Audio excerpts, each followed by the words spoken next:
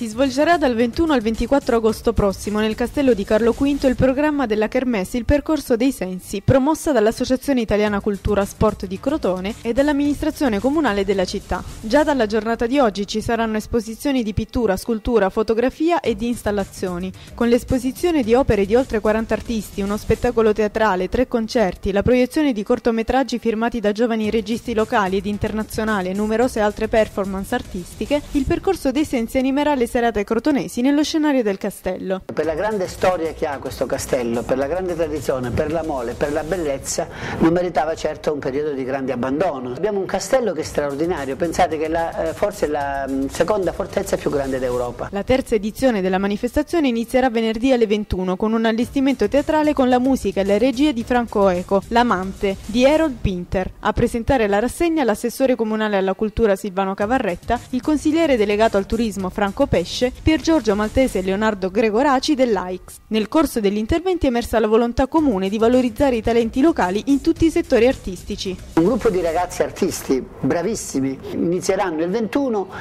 fino al 23. Il 24 faremo un bellissimo concerto internazionale di una grandissima artista russo-cubana che lo dedicheremo veramente non solo ai cittadini di Crotone ma in particolare a tutti i dipendenti dell'amministrazione comunale.